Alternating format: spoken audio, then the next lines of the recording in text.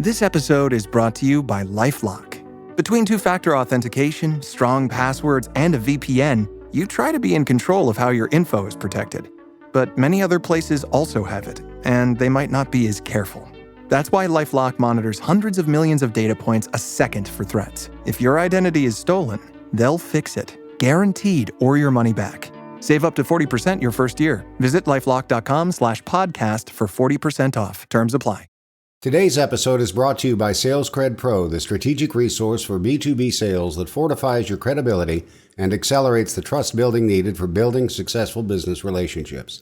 Get your free 7-day trial now at salescred.com/pro. Welcome to the Manage Smarter podcast with hosts C. Lee Smith and Audrey Strong. We're glad you're here for discussions on new ways to manage smarter, hire, develop, and retain talent, improve results, and propel team performance to new heights. This is the Manage Smarter podcast. Lee, as you know, I came out of the television news industry and the editorial side of media. You started out in newspaper and sales, and with the rise and radio, and radio, streaming, and the complexities of modern content creation and content marketing and entertainment. A lot of our listeners will probably be touched in some way by rights, clearances, online problems with websites, YouTube channels with claimed or unclaimed content. Our guest today is on the cutting edge of all of this. We are very lucky to have here to give us kind of a primer. It's going to be a very full 20 minutes. Yeah, and as a manager, as a leader, your team might actually be, putting yourself at risk for liability without even knowing it.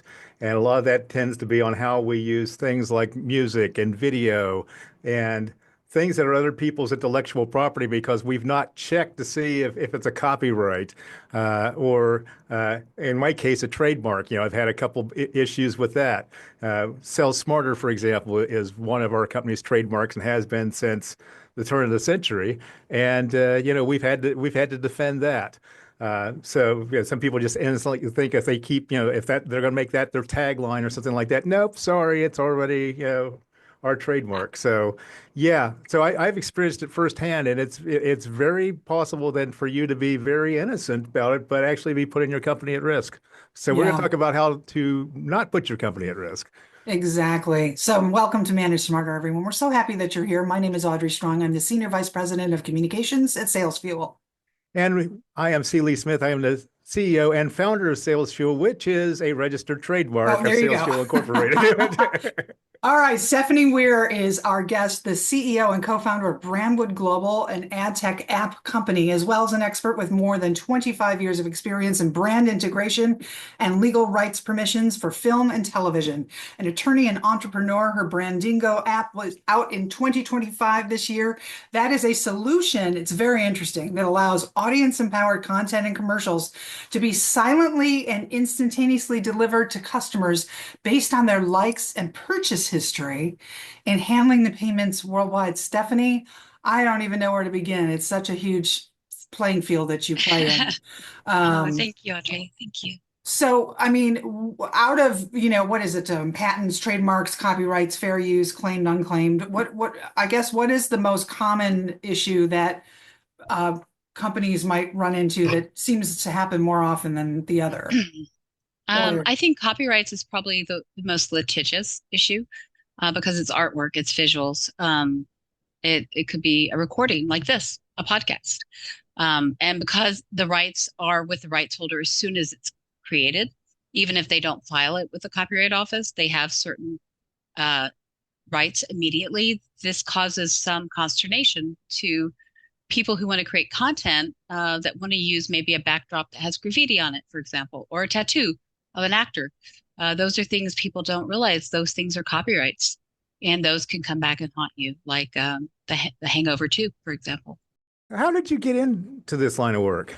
Well, I came from UT Knoxville. I graduated with a film minor and an English major. Wanted to be a writer, director, I think from infancy. Once I knew what it was, I wanted to be an actress first, and then I decided this was better. Are you there? Yeah. Okay. It just something popped up. Hold on one sec. Let me just start that. Sorry. It's so weird. Things are just happening. So I started off. Let's go back and take that from the top. Ooh, sorry. That's okay. Here we go. 3, 2, 1. I'm wondering what got you into this line of business? Yeah, so I started off graduating from UT Knoxville with the film minor and an English major in creative writing. I knew immediately, well, as soon as I saw She's Gotta Have It in high school, Spike Lee movie, I was like, forget acting. I want to be a director. This is awesome. So I was like, how am I going to get there from here? It just seemed so far away. So I went to DC, started working for the EPA as a video producer.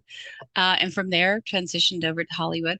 And my very first job, as luck would have it, was Universal Studios, working for Lou Wasserman and Sid Scheidenberg, who were the heads of the corporate, which was MCA Universal at the time. We started doing a lot of marketing.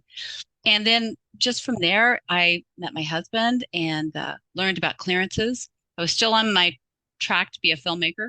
I had made a short film, was totally broke, was temping around the studio, trying to figure out my next steps. And I just fell right into it and loved it. So doing rights permissions became my life. It's been very good to me and my family. And now that he's passed on, I've sort of carried on the legacy for him. And our company is still around. It's called the Domain Group. And now we're based out of Nashville. Nice. Wow. So you mentioned the word clearances. What does that mean exactly?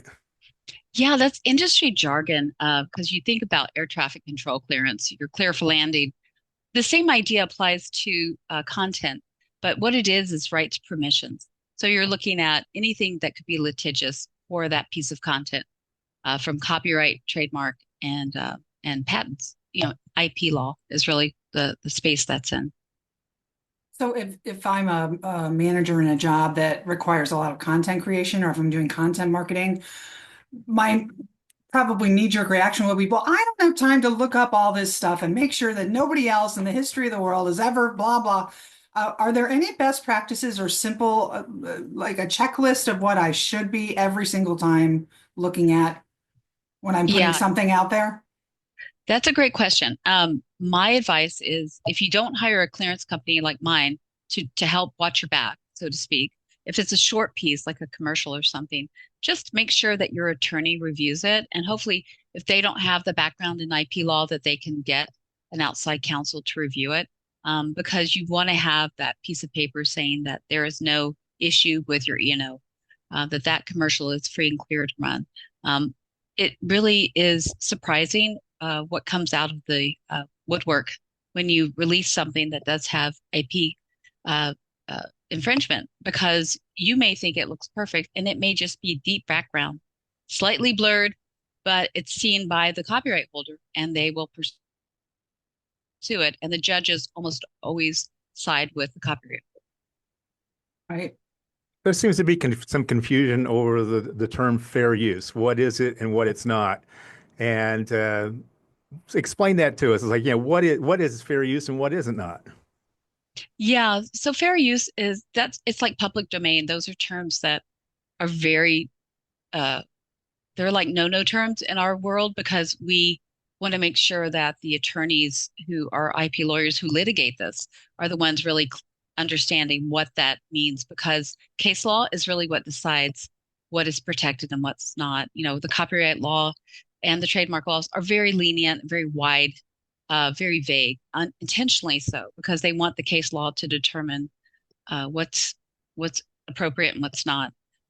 So fair use is really if you are shooting in a outdoor area and there's like 100 shopping trade names on the different stores, you're not intentionally, you're not being derogatory, you're not pointing out, you're not featuring, they're just in background use and they're equally represented, then a lawyer would probably say that would be fair use, because it's just a part of the open forum that you're in. Now, that is different than if you had a Kobe Bryant statue and you're shooting at a building in Chicago and they paid for that statue to be put there. That's not fair use. Even though it's in the public forum, you would say, well, why isn't that fair use? Why can I do that? Because you're looking at a trademark on a building versus a copyright. So a statue would be copyright protected. The building names, the H&Ms, the Zaras, those are all trademarks. So as long as you're not infringing on copyrights, you can get away with fair use a lot of times. Also, it could apply to dialogue. So it could be something like, oh, Britney Spears, I don't like Britney Spears. I don't like her. And somebody would say, well, that's derogatory use. You're hurting her trade name, her brand. But the thing is, you have the right to your opinion. So the First Amendment rights are really where fair use kind of comes in. There are certain rights that we have as American citizens that trump copyright law and trademark law. What about music? So I remember when analog to digital started, remember Napster and how that was like really Or the before that, beginning? we would record the radio right, on our cassette tapes, and we'd make mixtapes. Yeah, I had right. no idea. Yeah. Music seems like the wild west of just, I don't know how you would keep up as an attorney with that space. Lee and I were talking before you came in the Zoom room, and one thing he said is, "Oh, I'm a manager and I have to do this live event for our sales team and prospective clients, and we run a hotel space and everything. Like, what kind of music am I allowed to play at that thing? Especially if Right. I'm capturing video of it to put on my Instagram and the music's in the background. It's just mind blowing. Like, what are the rules of music? That's a really good question, because if you are broadcasting in any forum, Mhm. Facebook streaming, whatever, that then becomes a commercial use, so to speak. So when you go from a personal use, like I'm just listening to it in my car, I'm at my birthday party, and my friends and family are hearing it, but now I'm actually posting it on different social media sites, then you become a commercial use. And so that those music pieces that are going to be heard do they carry forth, so you're infringing on those copyrights. And there are a certain amount. I met a music forensic person once who actually goes to court and fights for the rappers who want to use like Whitney Houston's song or something. They want to take a sample. So she was the one, she said there's a very strict formula that the court uses in music to determine if you are infringing. And that is, there's only a certain number of bars that can be heard. Oh, Once you wow. pass the bars, once you Yeah. pass the notes of that music piece, of past that, I think it's 4 bars of music. Once you pass that, then you're infringement land. So now the rappers have to license. So just like you and I would, they have to go and get permission to use that song in their song. So now they have a new copyright, right? They've created a new copyright that is ingested the old copyright of this other party. So now they have rights and the other party still has rights. So Lee, the answer to your question additionally is the good old fashioned, I bought a music bed library catalog is what I can play at my event because I bought and paid for this music library. Just That's right. generic Yeah. production music beds, which probably would not be what you would want at your event, but it's safe. Well, but the term sampling gets me thinking about, Mm. another hot topic, which is AI, generative AI, basically sucking down everything off of the internet and training these AI engines and everything like that. It's like, what's your take on that? Because it seems to me as a content creator, that they're taking my content. I'm not getting any benefit from it. I'm not even getting recognition that it's my content, and it's training something, that they're selling and making a lot of money off of, and I don't see a dime from it. Yeah, it's going to be a burgeoning litigation field, I believe, because it's completely vacuuming up all copyrights, all trademarks, and then it's morphing those into new products, new designs. If you're a graphic artist working for a commercial and you need a quick logo for a t-shirt or for a background for a commercial you're going to shoot, you just have an AI software that you're using for creating your graphics. And they use a lot. There's a lot of them now because they're so convenient. You don't know the sources because it's not going to be bookmarked in that AI. They don't go, oh, this came from here and this came from here. They just sort of dump it all into a big pot and just come up with something original, so to speak. So the way it works now for TV shows, at least that I'm working on and film, is the studios say do not use these AI companies to do your designs, because we don't know the source. We don't know exactly where it came from. And because they can still come and litigate on that, you're just opening up a can of worms. You really are. And that's the same for fonts too. A lot of people don't realize that font designs are copyrighted. So you definitely want to license your fonts as well, and make sure you have a license for that. Like How about literally something like, everything, well, like everything. something like Google fonts? Are you safe if you're using a Google font? Not necessarily. I always look at the terms and conditions of every website that you go to. Look at that and make sure not only you're looking at it, but your attorney looks at it and reviews it, because there could be some weird little, it's for personal use only, not for commercial use. If you have to do this, you have to give a credit, you have to do something that you're not expecting to do. Don't assume it's fair use because it's on the website, any website. I had a situation come up on a TV show just a couple of days ago where, because the piece of art was public domain, technically, it's 75 years after the death of the artist. He died in 1918. So that would technically be out of copyright, right? But because a very private museum owned the likeness, this actual original painting, you can't rely on public domain. You cannot say that that's public domain because it is controlled by a company, a museum that does not allow it to be used without end credit, no advertising, signing an agreement, paying a fee. So you can't just assume, oh, Van Gogh, it's public domain. No. Wow. Certain pieces of public domain. If they're at the Met, for example, LACMA, they have very specific, if you go to the painting, it'll say public domain. Look at the terms and conditions and make sure that you're understanding what that says. And if you're not an attorney who's familiar with this, you need to pass it on to your attorney, because injunctions are the biggest nightmare for content. And that is where the copyright holder or the trademark holder can stop your content from being released into the public.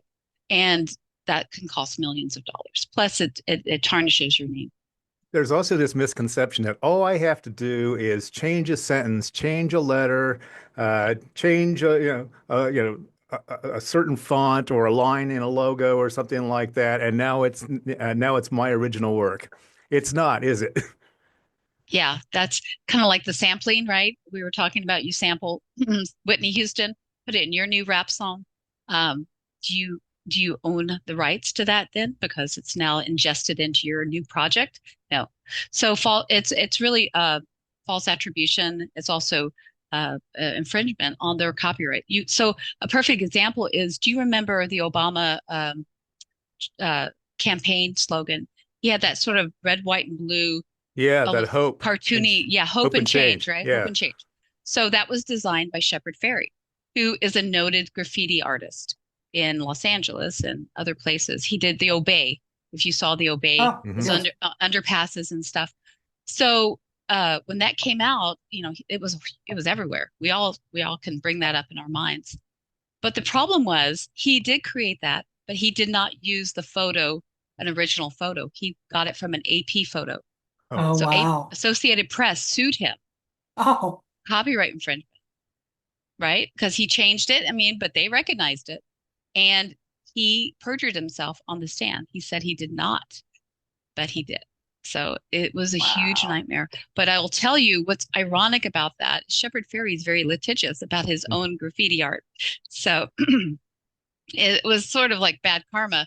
But, that just shows you that, be very careful, because they're going to take it to all the way. If you're going up against AP, New York Times, you just have to be very careful. And that's why I recommend people, if you're going to go use stock footage of civil rights, go to Getty Images, go to iStock, license these properly so that you're protected. Really, you just don't want to fly by the seat of your pants if you're using anything out there for commercial use. If you're looking to make profit from this as a brand campaign. Yeah, and the more money that you make or your company makes, the bigger target you are, because you have the money and they want some of it. Absolutely. Absolutely. And the more more popular it is and the more successful it is, the more dangerous it is. Right. Brandwoodglobal.com is your website. Stephanie, spelled, I guess, the traditional way, and Weier is Weier on LinkedIn, and Stephanie Weier.14 on Facebook, everybody. And so let's talk about Brandingo. You got that coming out in 2025. Explain what it is and why we need it. Yeah, absolutely. So because I come from the Hollywood background of product placement and brand integration, that was really the next step. After I started doing clearances, people were like, well, since you're already getting permission from these trademark companies like Starbucks and Coke, why don't we just get some product placement? So that's how it sort of started. And then I became sort of an expert in that field because I started representing the brands on the red carpets in the films. And so my company was representing both sides. Product domain was representing the brands, and then clearance domain, at the time, it's now called the domain group, was representing the filmmakers. And I just was very defeated, actually, because I had very good success in getting both sides to come together. But you get into the legal side, it was just like everything got unwound rather, and redlined, and it just became a very nightmare situation. If there's any money on the table, it suddenly becomes very harried because you've got a lot of fingers in that pie. Also, you could not earmark where that money was going to come into the production, or was it going to go to the big studio slush fund. So the filmmaker was like, unless I see how this is going to benefit me, a Hennessy versus a Wild Turkey, why would I even change it? It's not benefiting the production. So what my husband had created IMDb for Universal Studios. Oh, wow. Okay. Back in the 80s. It was called Universal Feature Credit Tracking System, very long name. It still exists today. It's called Studio System, and it's Intel. It's basically the credits and how much people got paid on their contracts if they did a movie.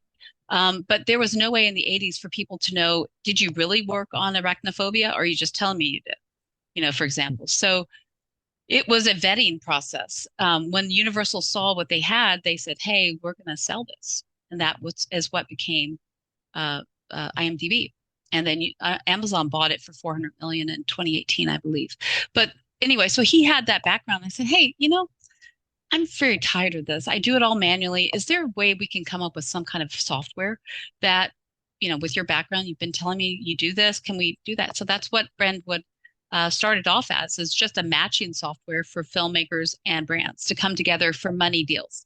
So we did beta launch. We had very good success, but we were still annoyed with the big question of ROI. How do I show that it worked to the brands? How do we prove, instead of just guessing?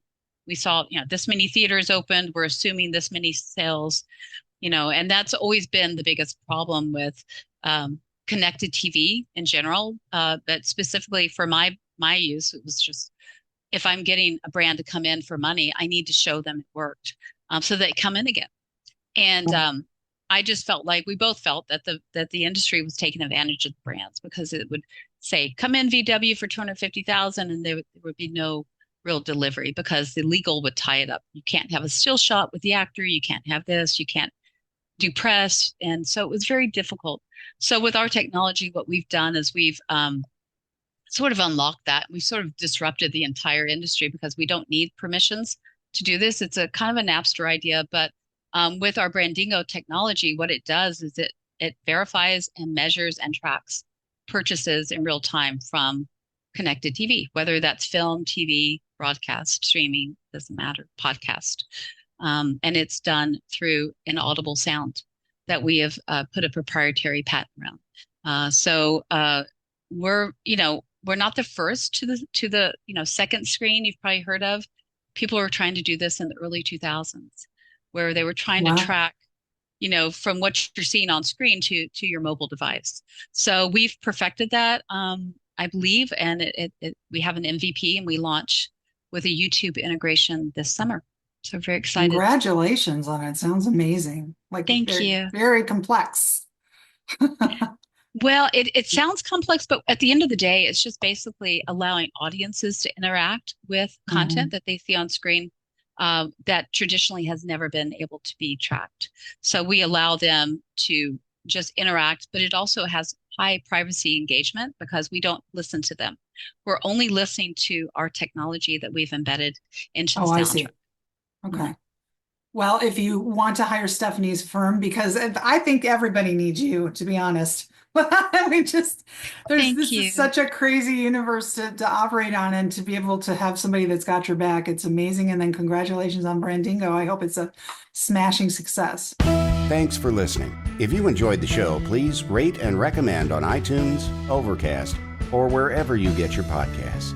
You can also get more great information at SalesFuel.com.